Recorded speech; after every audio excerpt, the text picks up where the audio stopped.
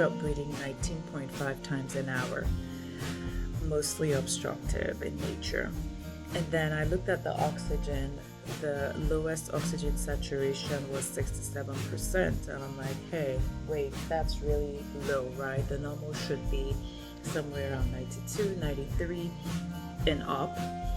And so patient dropped by, say, about 30 points, if not more. Yeah.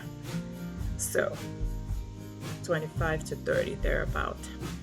And then the next thing about this patient, interesting, is that patients spend so much time with their oxygen saturation less than 88%. So 88, 89, whatever. So that's really when we look at what we call sleep-related hypoxemia.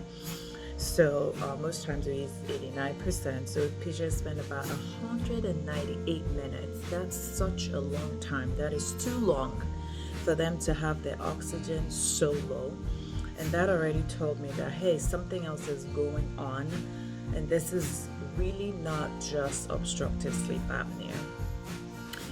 And I began to look at the history. When I see this kind of a sleep study, especially with one, how low her oxygen dropped, two, how long she spent with oxygen so low, I begin to look for other things like primary lung issues like COPD or heart problems. Sometimes it could be an artifact, right? Home sleep study artifact of oxygen.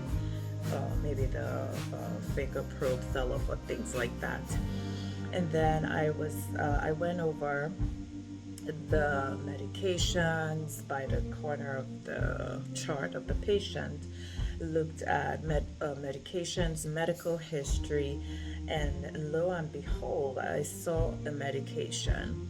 Can someone guess what I saw? What medication this was? So patient is currently on NARCO, right? Hydrocodone acetaminophen.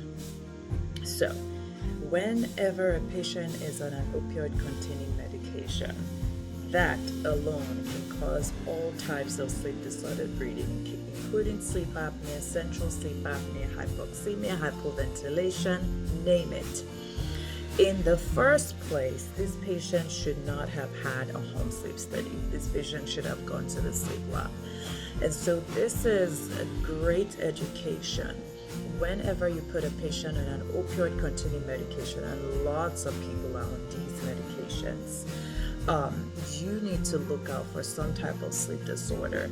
And that kind of ties into possibly why this patient is so sleepy, so needing so many hours of sleep, 11 hours. That's a lot.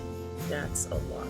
All right, guys, I'll keep you guys posted about this case and share other cases that I'm going to learn from my sleep studies today.